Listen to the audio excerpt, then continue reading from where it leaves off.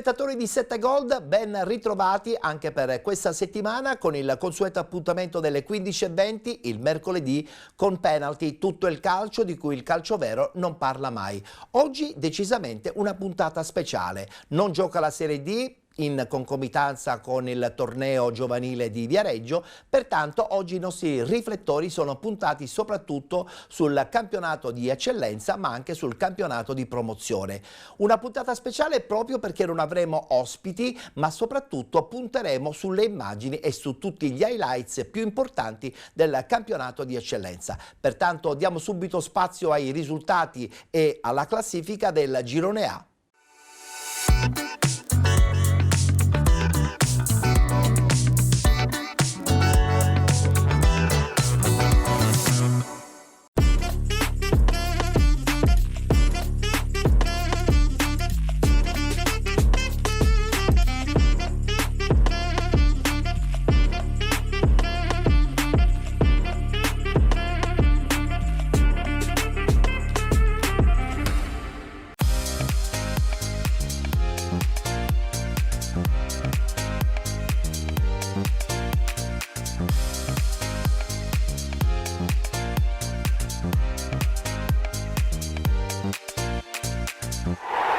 Scontro per la sopravvivenza allo stadio Ilardo di Lascari tra il Lascari Cefalù di Davide Boncore e il San Vito Lo Capo di Stefano Colombo. Da una parte chi sogna ancora di staccarsi dall'ultimo posto della classifica e chi invece vorrebbe ottenere la salvezza, e subito palla gol invitantissima per Pietro Palistrelli, il quale non inquadra la porta. Dall'altra parte il Lascari Cefalù con l'azione avviata da Mineo, la palla che arriva dalle parti di Sené e di Johnson, il servizio indietro per la conclusione dalla distanza che si perde fuori da parte di Corsino, e opportunità dunque per la formazione di casa. Poi dall'altra parte l'azione orchestrata ancora per Balistreri, c'è un presunto tocco con il braccio di Lampo, almeno richiesto dal centravanti dopo l'azione di Issa. Dall'altra parte prova a rifarsi vivo il Lascari Cefalù con questa azione insistita, conclusione dalla distanza, ed è bravissimo ad opporsi il portiere Avignone sulla conclusione da fuori. Poi ancora il Lascari Cefalù che crea i presupposti per una palla gol, conclusione dalla distanza di Sené, e ancora Avignone a bloccare a terra dopo che in precedenza aveva avuto un grande riflesso su Piraino. Poi colpo di testa ancora e Sfera che si perde fuori su un altro tentativo. Poi il contropiede di Sené che non vede Johnson tutto solo all'interno dell'area di rigore. Viene anche un po' contestato il numero 9 che spreca una ghiottissima palla gol proprio in chiusura di primo tempo. Allora con le immagini di Pietro Piazza passiamo alla ripresa con Johnson che apre l'azione con questo dribbling, poi il servizio scarico sulla destra del Piraino, ancora Johnson che è il primo a iniziare l'azione e l'ultimo a chiuderla per l'1-0 dell'Ascari Cefalù. 30 secondi dall'inizio della ripresa ed è subito gol di Orara Gongkok Johnson che sblocca il punteggio per la squadra di Boncore. Prova a buttarsi allora in avanti con questa palla messa in mezzo il San Vito Lo Capo, il colpo di testa e palla che si perde fuori sul tentativo di Prestigiacomo. Poi ancora insiste la formazione di Colombo con questo ennesimo cross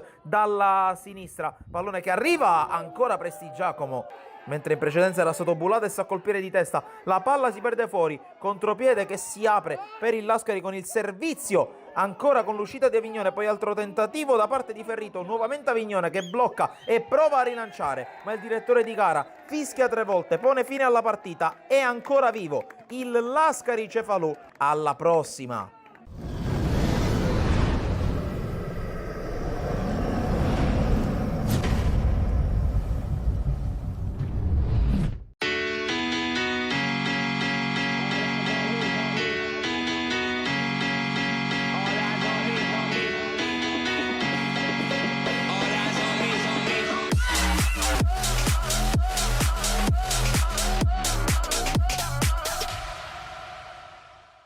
Credo che abbiamo incontrato una delle squadre più competitive del campionato, anche se magari la classifica potrebbe dire una cosa diversa. Ripeto, per me è una delle squadre migliori in assoluto come impianto, come uomini, quindi è stato una grande soddisfazione venire a vincere qua. Una partita difficile, la sapevamo, qui sapevamo il valore dell'avversario, anche se magari aveva alcune assenze. così come magari l'abbiamo pure noi, però non sto qua a parlare degli assenti, parlo di quelli che c'erano in campo e credo che i miei ragazzi hanno per l'ennesima volta buttato il cuore oltre l'ostacolo. Tra l'altro, ripeto, è veramente una grande prestazione. Le partite si vincono anche in questo modo, soffrendo, cercando di rimanere sempre in partita, cercando di interpretare sempre il copione nel migliore dei modi. Ci siamo riusciti abbastanza bene. Devo fare un grosso applauso perché i ragazzi stanno facendo delle cose straordinarie, quindi io credo che così come avevo chiesto di impattare la partita in un determinato modo, di avere sempre quella fame necessaria che poi ci consente poi negli ultimi minuti di resistere anche a quelle che erano le scorribande della squadra di casa, che naturalmente cercava il gol del pareggio, e ripeto, aveva delle grosse individualità, delle grosse come dire, qualità di gioco. Noi avevamo oggi qualcosa che dovevamo portare a casa, che non era soltanto il risultato, ma fare una grande prestazione.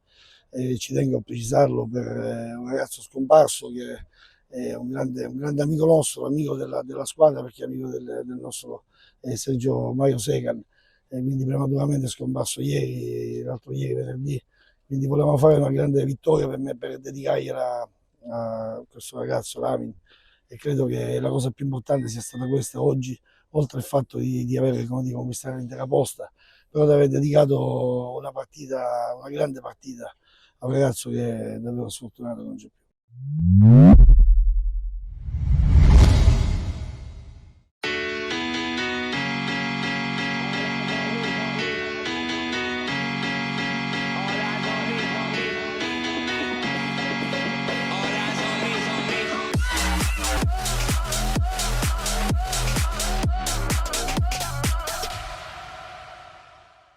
E si parte, inizia ora. Il nostro superstar, un giocatore del Gela, pallone in mezzo verso Cocimano, incredibile pallone messo in mezzo da Privitera e Salvatore Cocimano di testa ne fa un altro. 1-0 Gela dopo 8 minuti di gioco. Brugnone che spinge in avanti, ci prova addirittura dalla distanza. Brugnone, Attieri ancora, poi decide di andare verso Barbera, cercato ancora il Toro. Agudiak la mette giù in aria, poi supera un avversario, tenta di mettere questo pallone in mezzo. Vediamo adesso Gigante che mette questo pallone in mezzo, che arriva poi Privitera. È il miracolo di Marino, Santo Privitera in posizione regolare. Sbadato Mondino in questa occasione. Cocimano potrebbe provarci dal limite, palo di Cocimano, pallone che poi rimane lì, ma c'era il fuorigioco di Angelo Caronia. Agudiak la lascia ancora al 10, non si intendono con Agudiak, e poi dalla distanza la traversa, l'incrocio dei pali netto di Santo Privitera. Cocimano che la mette giù con tranquillità, la allarga verso Brugnone che poi la mette in mezzo dall'altra parte per Caronia, e questa volta c'è il gol del 2-0, è tutto regolare. Angelo Caronia trova ancora una volta la rete, ancora buono lo scambio. Gigante ci prova addirittura dalla distanza, Gigante, ancora Gigante, scambio con Agudiak. Cocimano prova il tiro, fuori di poco Salvatore Cocimano.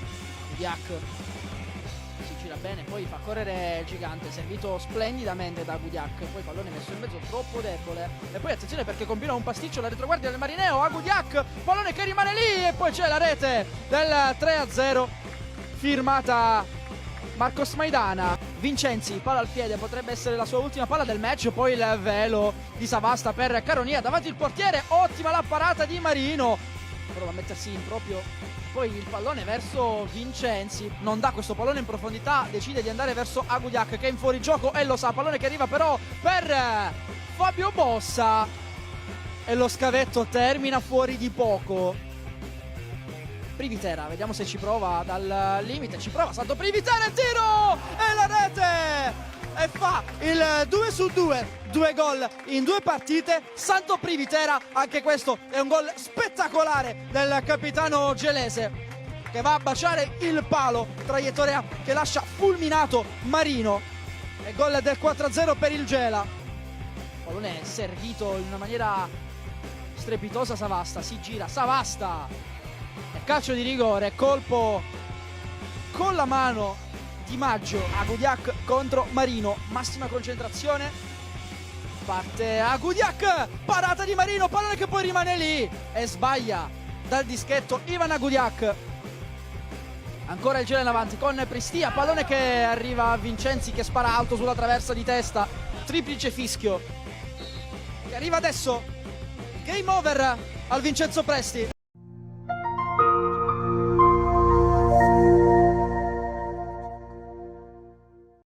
Le immagini del girone A del campionato di promozione. Adesso parliamo del girone B.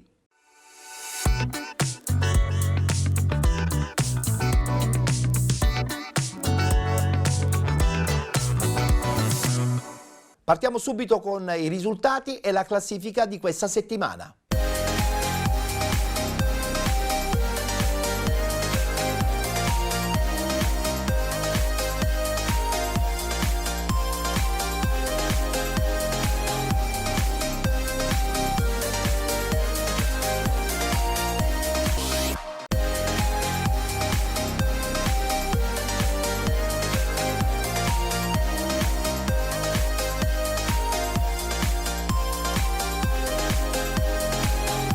È la volta adesso degli highlights più importanti di questo girone B del campionato di eccellenza.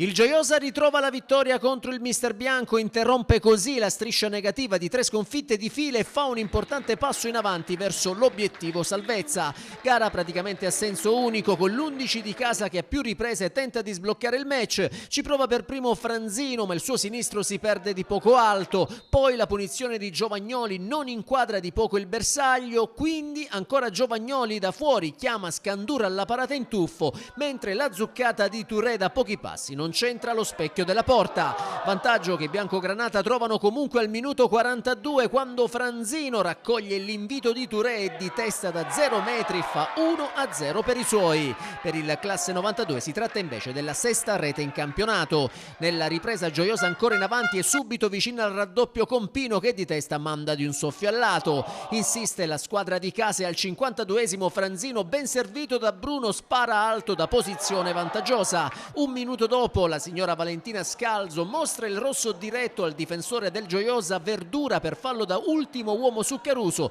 ma il fischietto ennese su indicazioni del primo assistente Surrusca revoca l'espulsione per una posizione di fuorigioco di partenza del capitano del Mister Bianco. Poi però il Gioiosa torna a spingere e ci vuole una super parata di Scandura per negare a Barez la gioia del gol. Nell'occasione l'estremo ospite si fa male e deve essere sostituito dal suo secondo Bonfiglio. Il neoentrato si rende subito protagonista disinnescando il colpo di testa di Touré. Spinge la squadra granata, che al 70esimo coglie anche il palo con Bruno. Gli sforzi dei locali vengono premiati però al minuto 78, quando Giovagnoli col sinistro indirizza alle spalle di Bonfiglio l'invito di Pino, facendo così Gioiosa 2 Mister Bianco 0, e per Giovagnoli si tratta della seconda rete in campionato. Nel finale i padroni di casa provano a rimpinguare il risultato, ma il tentativo di Bella prima viene respinto dal portiere, poi quello di Barez non c'entra lo specchio della porta e infine il destro di Sidoti da pochi passi finisce al lato. Il 2-0 finale consegna al Gioiosa il punto numero 33 in classifica, biancogranata che si portano al momento in settima posizione a più 5 sulla zona play-out, mentre il Mister Bianco, che incassa la 10ª sconfitta di fila, rimane fermo all'ultimo posto con 6 punti.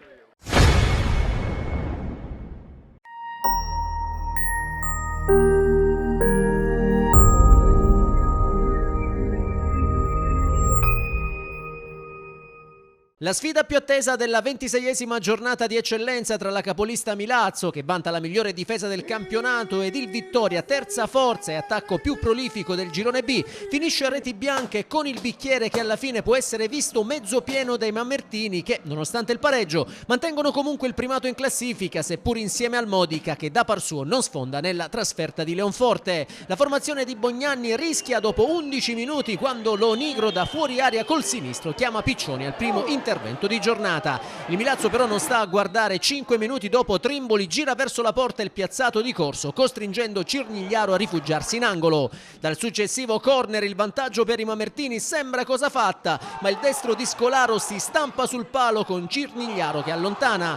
Nell'occasione vibranti anche le proteste dei locali per un presunto mani in area di Montefusco. Il signore Elia dice di no. Insiste comunque la squadra di Bognanni, che ci prova per altre 2 volte con Giannaula di testa al 22esimo sul cross di Salvo e Ozaoué al 40esimo sempre di testa, ma i loro tentativi non centrano lo specchio della porta. Bersaglio che 2 minuti dopo non inquadra nemmeno il Vittoria con Neves, che da fuori conclude alto sulla traversa. Nella ripresa, nonostante la gara regali pochi spunti, il Milazzo tenta di fare sua la vittoria. Al 54esimo Trimboli di testa da posizione vantaggiosa non riesce ad indirizzare il pallone verso la porta. 4 minuti dopo ci prova anche Scolaro da fuori con palla che si spegne larga non di molto. Mamertini che al minuto 64 protestano anche per un possibile penalty sul cross dal fondo di Locantro, ma anche in questo caso il direttore di gara lascia giocare. Il match finisce sostanzialmente qui. Solo al 95esimo il portiere ospite Cirnigliaro rischia sul tentativo di rilancio, ma il Milazzo non approfitta della situazione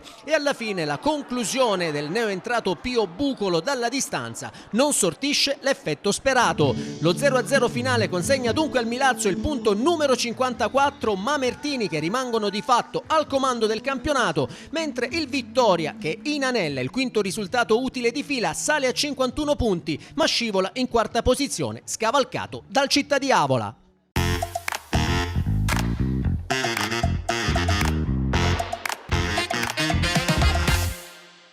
Abbiamo fatto un'altra importante prestazione, sapevamo che giocavamo contro una buonissima squadra con buonissimi giocatori e un ottimo allenatore che l'allena bene, però oggi abbiamo fatto un'altra grandissima prestazione. C'è amarezza, infatti dentro lo spogliatoio c'è l'amarezza perché per chi ha visto la partita, per chi capisce di calcio, per chi era presente ed è in buona fede può essere testimone che oggi meritavamo la vittoria. Il primo tempo abbiamo preso un palo, al portiere battuto un palo interno e la palla danza sulla linea, salvata da Cirnigliaro. Altre 2 o 3 situazioni clamorose in cui potevamo andare in vantaggio. Abbiamo tenuto il pallino per la maggior parte del primo tempo, abbiamo costruito sul tratto medio, basso, sul tratto alto, abbiamo sviluppato tutti i nostri principi, nonostante il campo ormai lo sanno tutti non è in buone condizioni. Il primo tempo è stato forse, secondo me, visto il momento della stagione, visto l'avversario, è stato uno dei migliori primo tempi che si sono visti qua al Marco Salmeri. Poi il secondo tempo ancora siamo partiti forte, abbiamo avuto 2 occasioni clamorose su 2 calci d'angoli, ci abbiamo provato in tutti i modi, però purtroppo oggi è andata così, è un pareggio, smuoviamo la classifica, rimaniamo in testa. Siamo in testa dal primo giorno, siamo in testa dal primo minuto della prima partita di campionato, tranne 2 partite, ma siamo ritornati a essere dove abbiamo abituato la gente, dove siamo abituati a stare, però non abbiamo fatto niente. Ci sono 4 partite, ci sono altre 4 finali, ho visto anche i risultati delle altre squadre, la classifica si è accorciata, siamo tutti là, 54, 52, 51 punti, 50 punti, quindi è un campionato tirato fino all'ultimo secondo dell'ultima giornata e poi vediamo dove si arriva.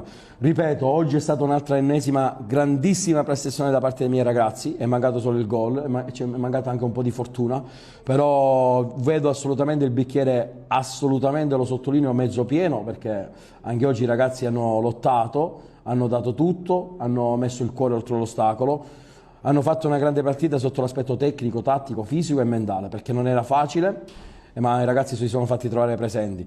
Ripeto, c'è amarezza per questo pareggio, però siamo lì, siamo ancora primi, non è cambiato nulla e c'è una gara in meno e ce la giochiamo.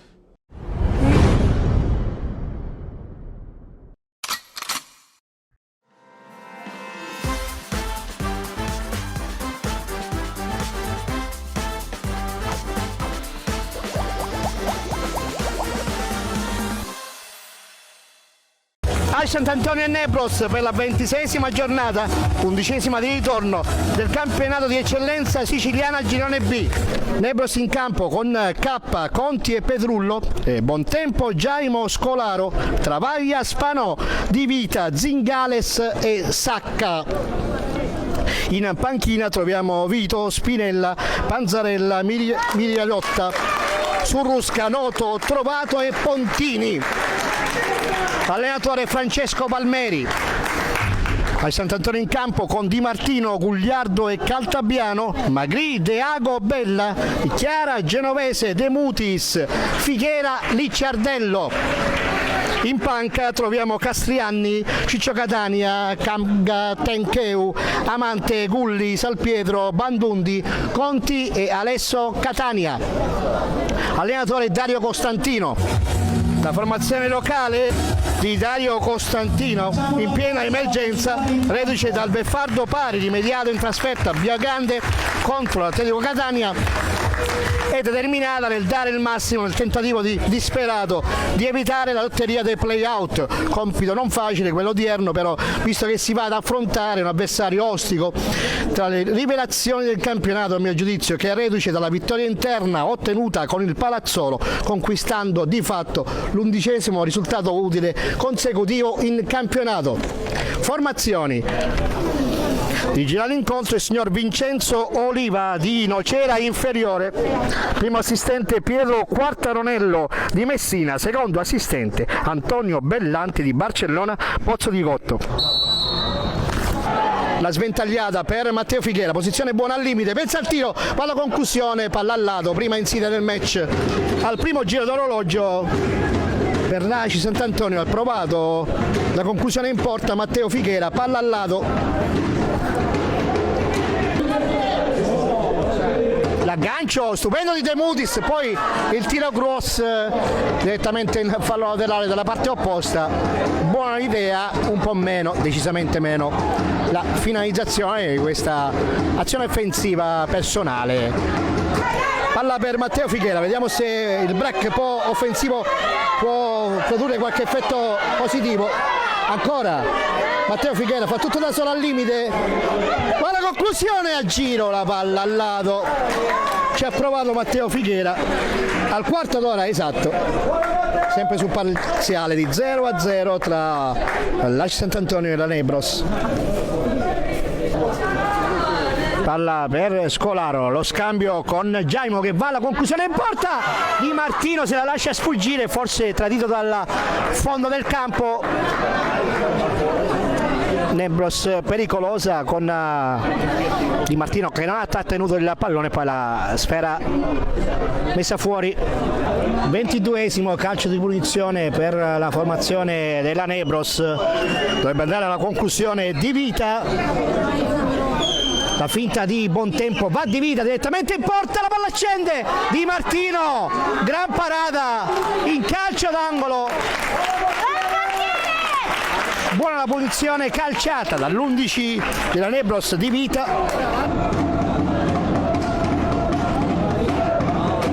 Guagliardo, il pallone in area di rigore per Figuera al limite, ancora Matteo cerca lo spazio per andare al tiro, arriva la conclusione secca però che non inquadra lo specchio della porta. Al 32esimo ci ha provato Matteo Figuera, palla di poco sopra la traversa, dal vertice sinistro la punizione battuta di De Vita direttamente in porta, traversa e arriva il duplice fischio arbitrale, si va negli spogliatoi 0-0 tra ACI Sant'Antonio e Nebros. Poi c'è il pallone che filtra con l'occasione per la Nebros, toccato in area di rigore e c'è penalty per la Nebros. 37esimo del secondo tempo, Fabrizio Bontempo contro Di Martino, la palla in rete, spiazzato l'estremo biancazzurro, il vantaggio della Nebros al 37esimo del secondo tempo con la rete di Bontempo dal dischetto. E finisce qui il match del comunale di ACI Sant'Antonio, vince la Nebros 1-0, decide la rete su calcio di rigore al 37esimo del secondo tempo ad opera di Fabrizio Bontempo.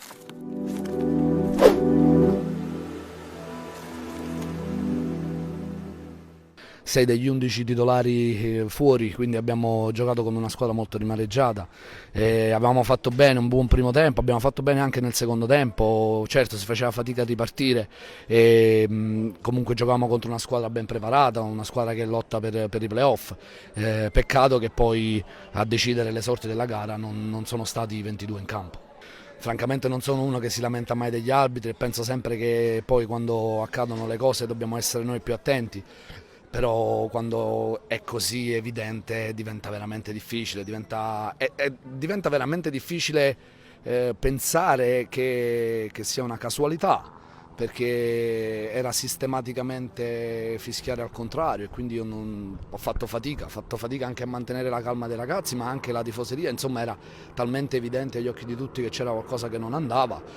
Mi auguro che la federazione possa rivedere i video che abbiamo e rivedere quanto accaduto, almeno per rendersi conto e cercare di intervenire. Ci sono sacrifici di persone, ci sono investimenti di soci, di presidenti, investimenti anche umani di calciatori e di staff tecnico che diamo la vita per cercare di salvarci. Poi non è giusto che a decidere la nostra salvezza sia un arbitro, io non penso che questo sia corretto e penso che questo vada rivisto, perché assolutamente investimenti di un'intera città. Oggi avevamo tanti tifosi ai cui faccio un grande ringraziamento e ci hanno sostenuto fino alla fine. C'è persone che investono tanto e allora cosa si fa? Il calcio in Italia è meglio che sparisce quando è a livello dilettantistico perché non ci sono persone all'altezza che possano gestire le gare? Questa è la mia domanda. Se è questo, allora è meglio saperlo prima, perché è peccato che investitori spendono tanti soldi. Ripeto, è un peccato, è una partita che è finita con un risultato deciso non dai 22 in campo.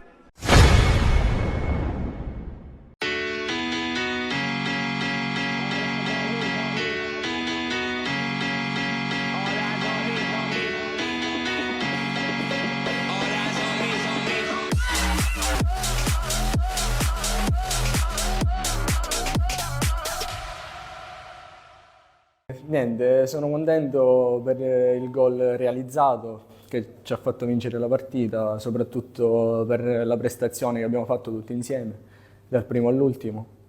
E niente, volevo dedicare questo gol alla mia fidanzata e a mio padre, ovviamente anche a tante altre persone, però non faccio i nomi. Ho fatto fare anche una bella figura al nostro capitano che aveva battuto una punizione, credo, imbarazzante, ma dopo questo gol credo che ha fatto bella figura anche lui, scherzo. E niente, forza Avola e forza Avolesi.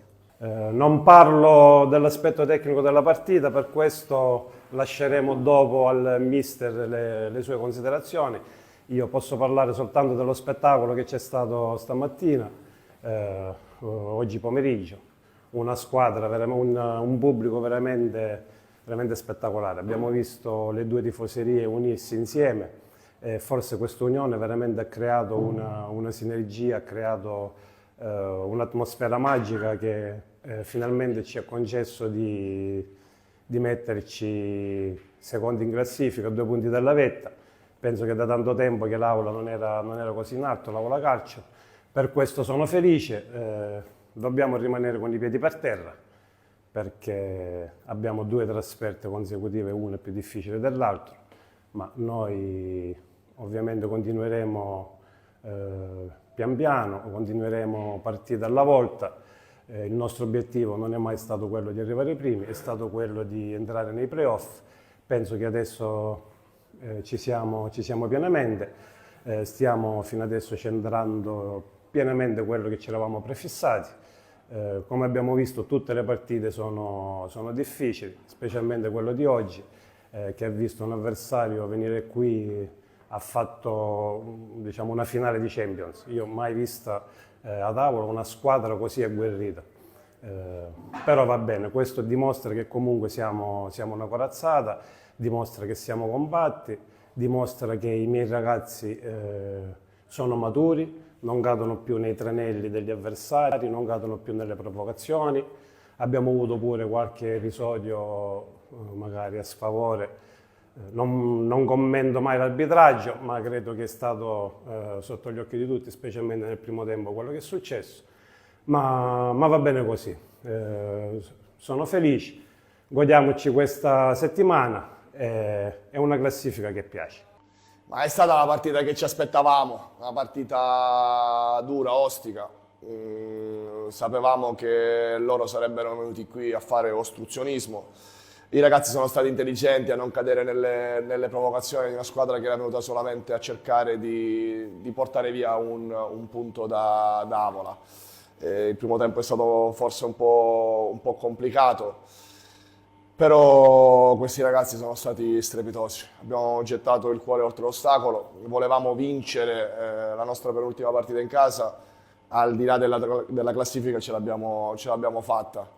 Credo che ad oggi i numeri di questi ragazzi siano strepitosi. Abbiamo concluso un girone intero senza sconfitte, frutto di 8 vittorie e 7 pareggi.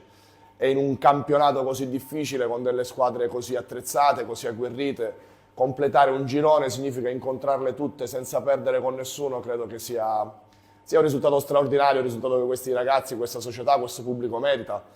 Ed è normale ed è solo la conseguenza il fatto che tutto questo ci porti a stare a 2 punti dalla vetta, a 4 partite dalla fine. Un risultato insperato, un risultato che ci deve far stare tranquilli, spensierati, come lo siamo stati finora. Ed era una partita a cui tenevamo perché l'ultima sconfitta l'avevamo fatta proprio in casa col Palazzolo. Era stata una brutta sconfitta, una sconfitta che aveva lasciato strascichi, segnali, ma io ho sempre fatto dell'equilibrio il mantra per questi ragazzi. Non ci siamo mai abbattuti quando le cose sono andate discretamente male e non ci siamo esaltati quando magari i risultati erano a nostro favore. Dopo quella partita ne avevo sentite parecchie. Ne avevamo prese 5, ma qualcuno pensava di potercene fare 8, 9, qualcuno diceva che il Palazzolo potesse fare un campionato simile all'Avola. Io credo che oggi arrivare a 4 partite e dare 20 punti a queste squadre sia un risultato importante. Abbiamo messo dietro tutti, siamo matematicamente quinti, abbiamo dato tanti punti a tutti coloro che inseguono dietro, quindi numeri stratosferici per questi ragazzi. E adesso abbiamo la possibilità di fare un mini campionato di 4 partite in cui può succedere di tutto, in cui tutte e 5 le squadre sono racchiuse in pochissimi punti, ci saranno tanti scontri diretti. Credo che sia un campionato avvincente, un campionato bello e ci sarà da divertirsi fino alla fine, consapevoli del fatto che ci stiamo divertendo, stiamo facendo divertire il nostro pubblico e siamo felici.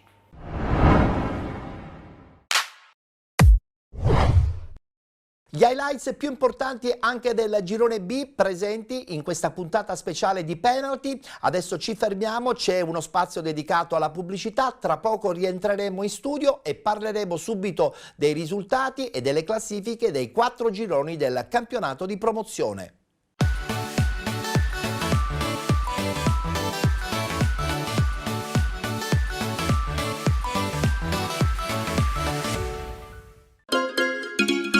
Benvenuti da Giada Immobiliare.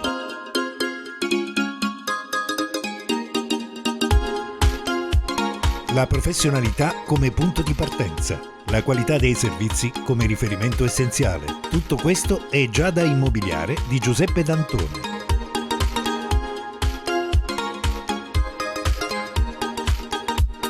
Servizi di compravendita ed affitti, supporto per concessioni mutui e consulenza finanziaria ed inoltre assistenza a partecipazione ad aste giudiziarie e consulenza tecnico-legale. Giada Immobiliare, via Etnea 734, Catania. Info 095 61 74 981 oppure 095 61 74 973. Visita il sito con le nostre proposte www.giada-immobiliare.it. Giada Immobiliare, insieme a te per comprare e vendere.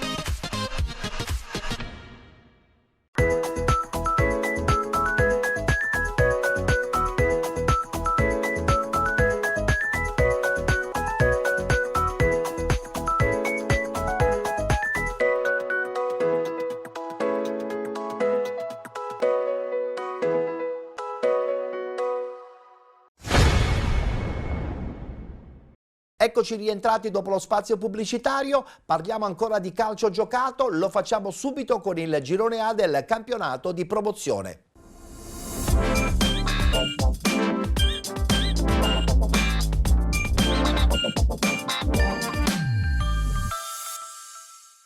Questi i risultati della 10ª giornata di ritorno.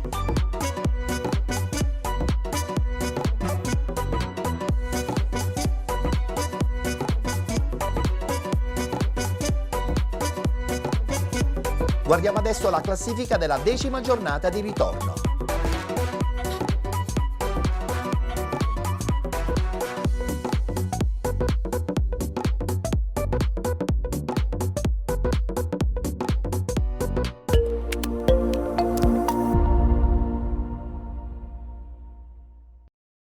Come volevasi dimostrare, il Bagheria ci sta attaccato a un punto, ha fatto una grandissima vittoria in quel divulgatore e quindi la nostra vittoria vale il doppio perché continuiamo a rimanere primi e faccio un grande applauso ai miei ragazzi perché hanno anche oggi dimostrato di essere una squadra matura, di saper affrontare partite difficilissime dove l'unico risultato che hai a disposizione è la vittoria e ti posso dire che anch'io ho giocato a calcio nei miei anni e non è mai semplice affrontare una partita con l'unico risultato che è la vittoria. Ho visto una squadra matura che non è stato lì a guardarsi allo specchio, perché quello che contava per noi oggi era soltanto vincere la partita, perché ormai noi possiamo contare solo sui nostri risultati, non guardiamo gli altri campi, non ce ne frega niente, quindi noi sappiamo che dobbiamo vincere tutte e 3 le partite. Ne abbiamo fatte tante vittorie, ne rimangono 3, sicuramente sarà una corsa fino all'ultimo respiro e faremo di tutto affinché possiamo veramente realizzare quello che adesso è un sogno alla portata di mano. È troppo vicino il traguardo, quindi non possiamo e non molleremo, quindi andiamo dritti per il nostro cammino. Oggi i ragazzi lo hanno dimostrato, giocando contro il Vardelice. Mi dispiace che il Vardelice è una squadra simpatica, una squadra fatta di persone per bene, di ragazzi eccezionali, però mi dispiace, ma noi avevamo troppo bisogno di questi 3 punti, quindi io auguro al Vardelice tutto il bene di questo mondo, però oggi ci servivano questi 3 punti a Monterebbe per mantenere la vetta della classifica.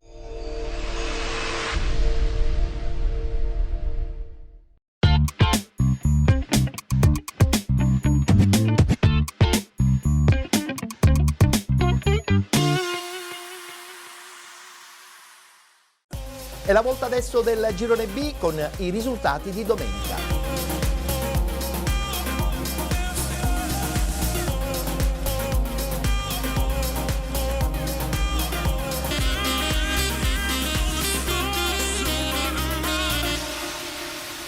Anche per il girone B, questa è la classifica di questa settimana.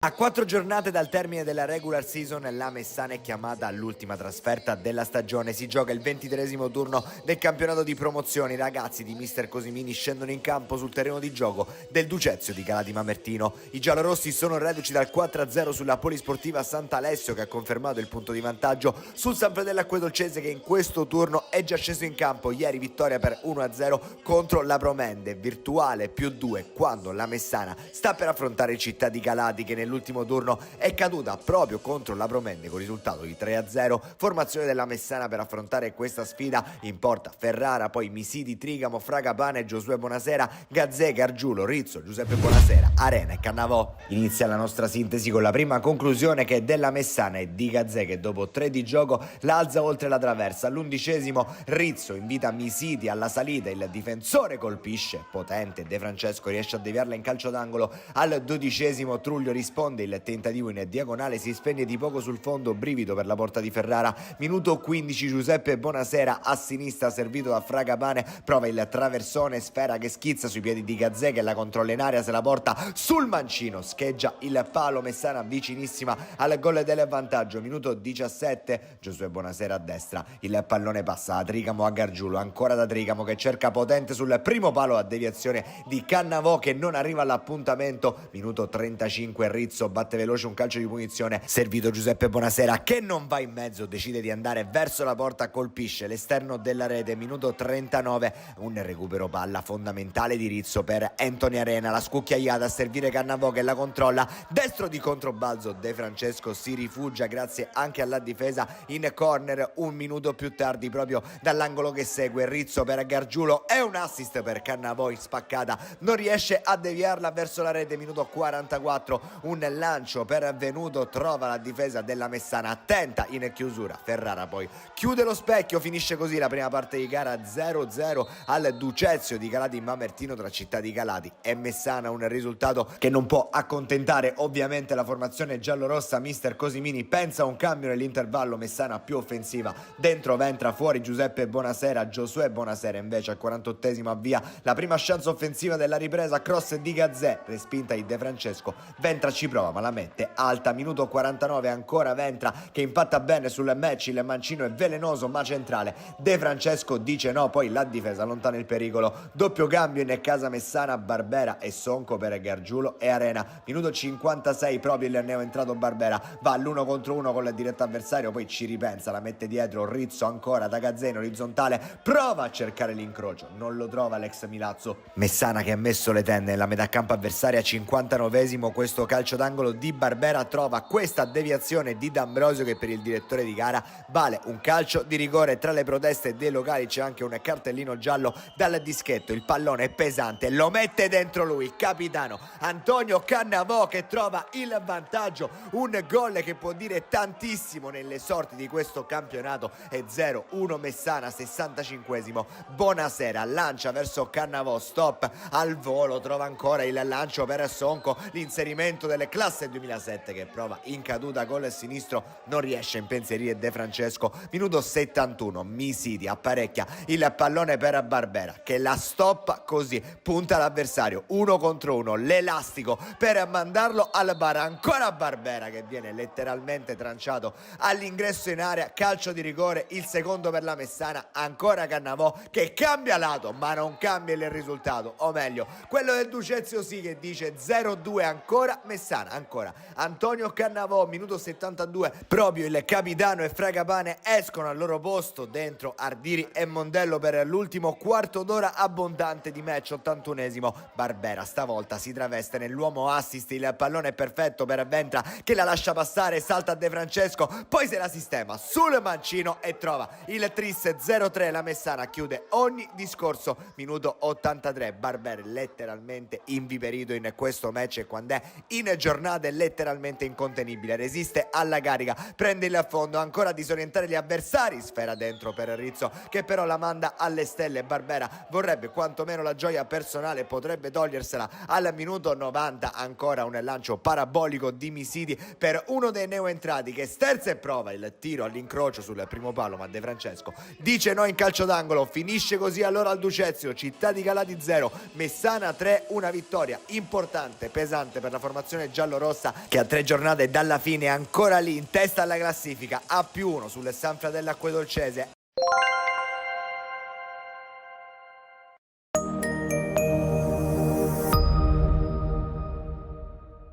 Il Monforte supera in casa anche la Luntina, infila la seconda vittoria di fila, la quarta nelle ultime 5 gare e torna prepotentemente nelle prime 5 posizioni della classifica. I neroverdi di Cambria, che in queste ultime giornate sono stati presi per mano dal vicepresidente Pippo Fiocco, parte subito forte con Assensio che chiama Caruso alla respinta e sulla ribattuta la spada viene murato dai difensori. Ancora Assensio ci prova poco dopo ma il suo destro non crea patemi al portiere. L'occasione migliore però capita alla Luntina quando al minuto 13 Lima solo davanti a Campanella spara incredibilmente sul fondo. Insistono gli ospiti e 3 minuti dopo ci vuole un super Campanella per negare a Gioitta la gioia del gol. Poi però il Monforte torna a spingere reclamando al 23esimo un possibile rigore su Venuti, ma il signor Calanna lascia giocare. Neroverdi minacciosi anche al minuto 38 con Mondo che costringe Caruso e l'intervento in 2 tempi. Nella ripresa però è nuovamente la Luntina ad avere in apertura la chance per il vantaggio, ma il destro da parte di Gioitta è salvato sulla linea da Spadaro. Lo stesso numero 11 ospite viene fermato al minuto 60 prima da una strepitosa parata di Campanella e poi dal fischio arbitrale per una posizione di fuorigioco. Al minuto 71 però a passare sono i neroverdi quando scatta Reggia, raccoglie l'assist di Assensio e da 0 metri fa 1-0 per i suoi e terzo sigillo in campionato. La squadra di Cambria prova a chiudere i conti ma il doppio tentativo di Assensio 2 minuti dopo viene disinnescato dalle decisive parate di Caruso. Passano 3 minuti e il Monforte rimane in 10 uomini per l'espulsione di Aricò. La Luntina allora tenta di approfittarne, ma il destro di Samouadi non sortisce l'effetto sperato. Effetto quello del raddoppio che al minuto 89 trova il Monforte, quando Assenzio raccoglie l'invito di Venuti e di testa in tuffo mette alle spalle di Caruso, facendo così Monforte 2, Aluntina 0, e per Assenzio si tratta della 13ª rete in campionato. Il 2-0 finale consegna dunque al Monforte il punto numero 39 in classifica, neroverdi che agganciano il quinto posto e nelle ultime 3 giornate proveranno a chiudere in maniera più che dignitosa la stagione. Per la Luntina invece una sconfitta che complica la situazione in vista dei play-out, con la formazione ospite che scivola in penultima posizione. È la volta adesso del girone C del campionato di promozione.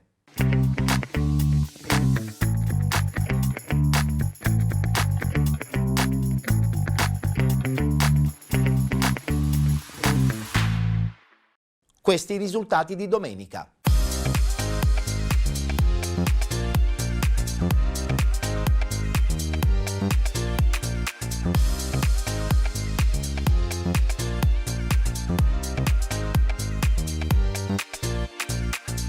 Questa invece è la classifica dopo la 10ª giornata di ritorno.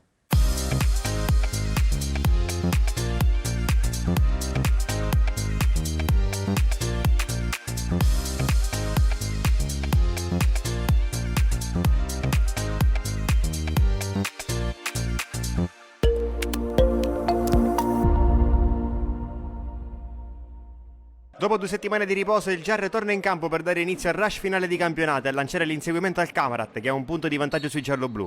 Avversario odierno è il Belpasso, quinto in classifica, in corsa playoff e che settimana scorsa ha sconfitto il Nicosia 2-1. Pronti via Belpasso subito minaccioso, lancio di Luca per Marino, lo stop, resiste alla carica di Lopez, sulla 3/4 passa Nicolosi la conclusione, centrale blocca Tomaselli. Prima avanzata anche dei padroni di casa, rimessa lunga di Lopez, a cercare Gagliardo, la palla allo Scavacca, Gagliardo di testa, si oppone in uscita la Rosa col corpo. Calcio d'angolo affidato a Sinatra. Decide di batterlo corto e scambia con Gagliardo, Sinatra in mezzo, libera la difesa, Barbagallo con il destro, respinge falsa perna, ancora Barbagallo, stavolta col mancino, di poco a lato.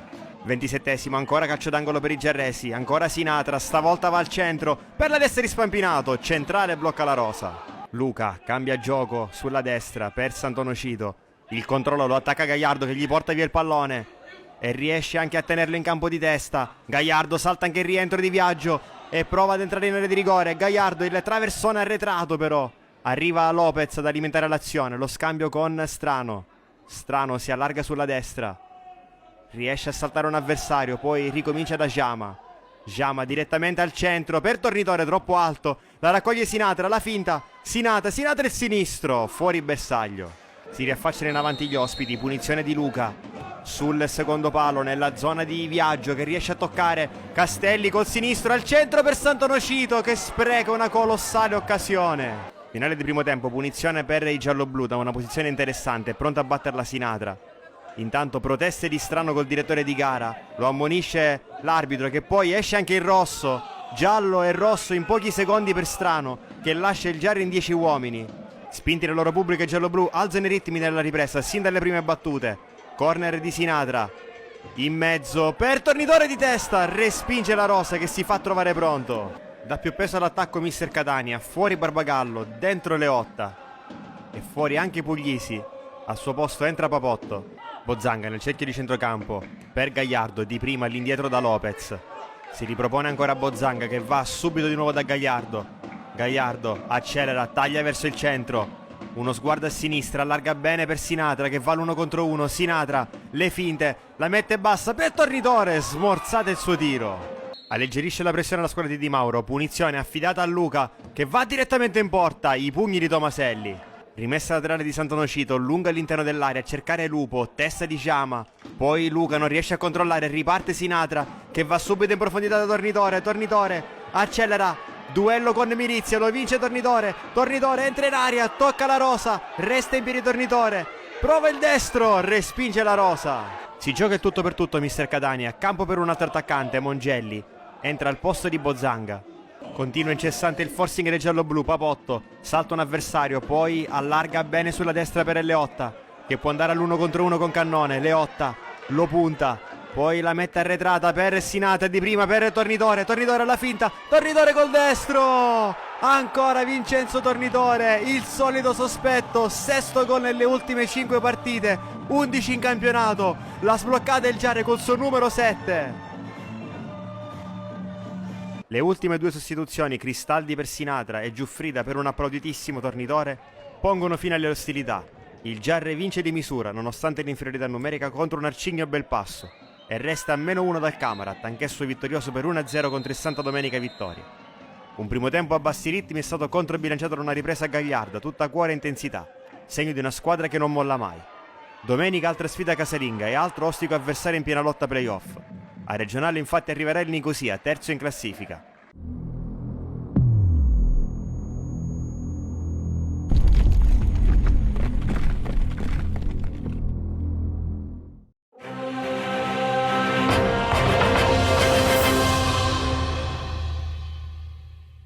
Rush finale di stagione per decretare chi festeggerà il salto in eccellenza. Dopo aver compiuto il sorpasso ai danni del Giarre in vetta, il Camarat non vuole più fermarsi. Nella 23esima giornata del girone C di promozione, la capolista ospita il Santa Domenica Vittoria. È una sfida da non sottovalutare nonostante gli ospiti si trovino a metà classifica dopo la sconfitta interna per 1-2 contro l'Aragona. Formazione del Camarat per affrontare il match: Manna, Mustafa Sané, Pettinato, Vizzini, Noto, Baio, King, Jama, Velardi, Carioto e Serio. Risponde il Santa Domenica Vittoria: Toscano, Bonaccorso, Spartà, Suriano, Mendez, Vidal, Lombardo, Contessi, Cavalieri, Rebagliati e Radoncic. Partiamo allora col film del primo tempo. Dopo 34 minuti la prima chance offensiva del Camarat, un tentativo di lancio dalla distanza di Baio, arriva a Carioto che la domestica bene, poi conclude ampiamente al lato. Minuto 37, ancora Camarat che sembra aver trovato il bandalo della Madassa, qui anche con un rimpallo fortunoso. Velardi, conclusione da dimenticare, mette le tende nella metà campo avversario. Il Camarat, da Baio a Velardi, il pallone di prima è quello giusto per Carioto che va alla conclusione. La prima viene respinta in maniera mostruosa dal portiere, sulla seconda invece Velardi è lì appostato davanti la linea di porta, deve solo toccarla per fare 1-0 per portare avanti il Camarat. È cambiato il risultato, festeggia ovviamente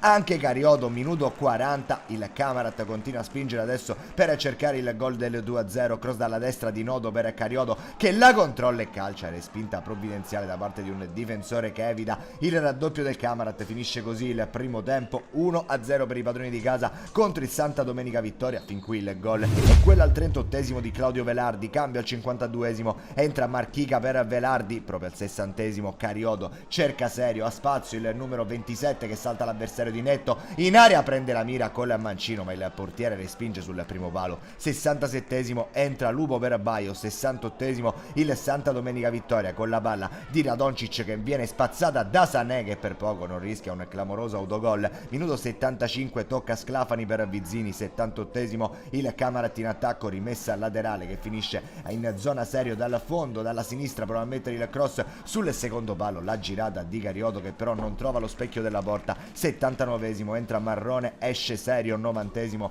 l'ultima occasione del Camarat con il calcio d'angolo che sul primo palo viene girato da Carioto oltre la traversa. Finisce così allora, finisce con la vittoria pesante del Camarat per 1-0 sul Santa Domenica Vittoria.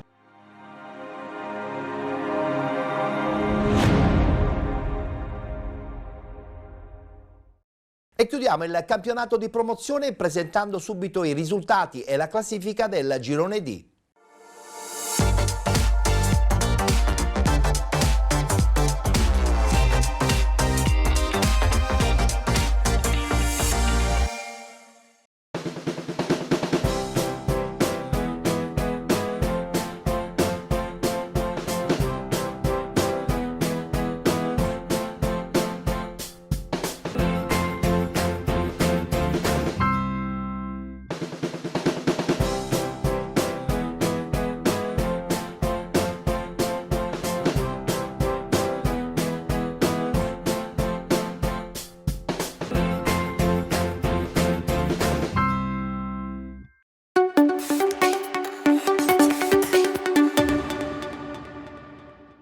Amici sportivi appassionati di calcio, il più cordiale buon pomeriggio dal campo Santa Maria Ponte Longo di Niscemi.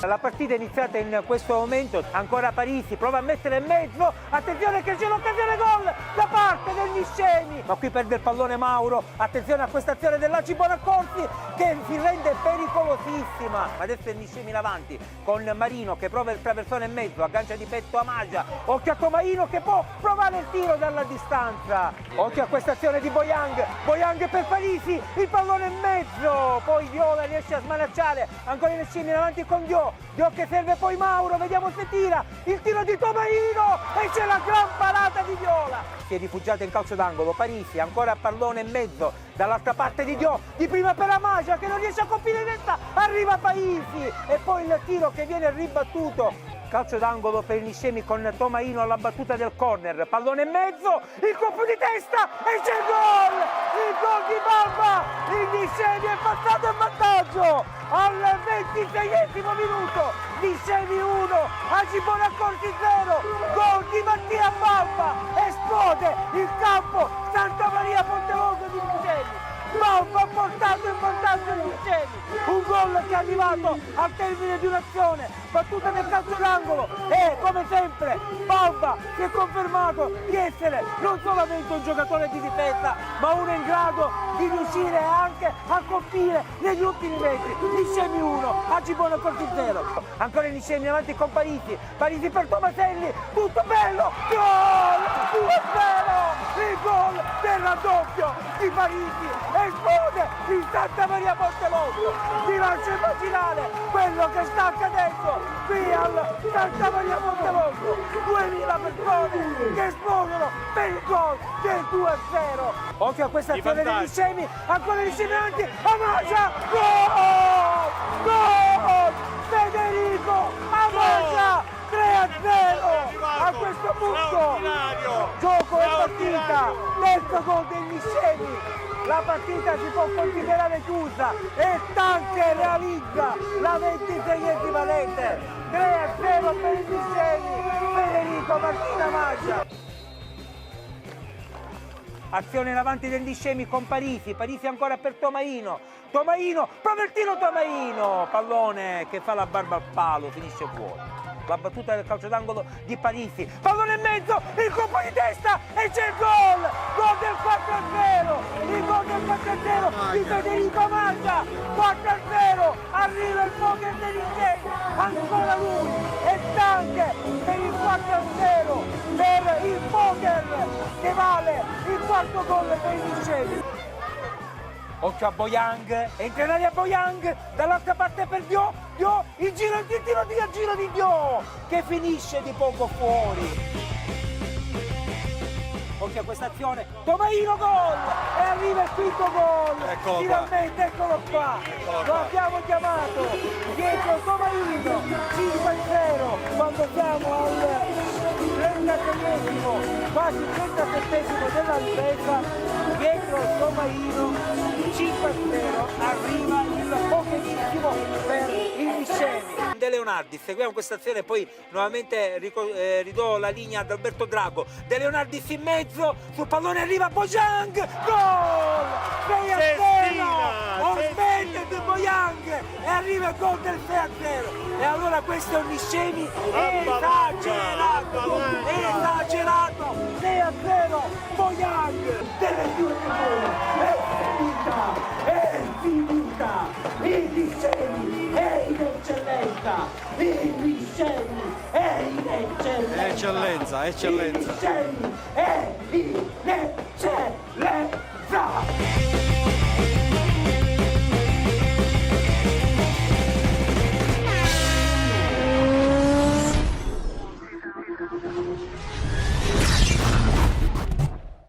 La puntata odierna di penalty si conclude come al solito con il rullo dei 6 gironi del campionato di prima categoria.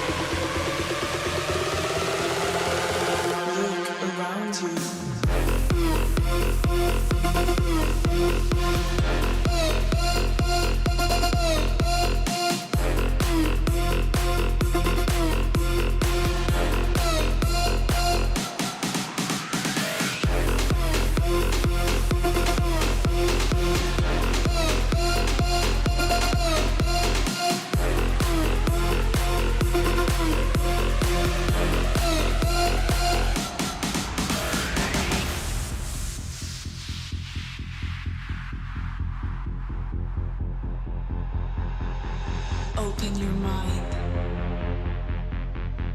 The world has been left broken. Open your mind. The world has been left broken.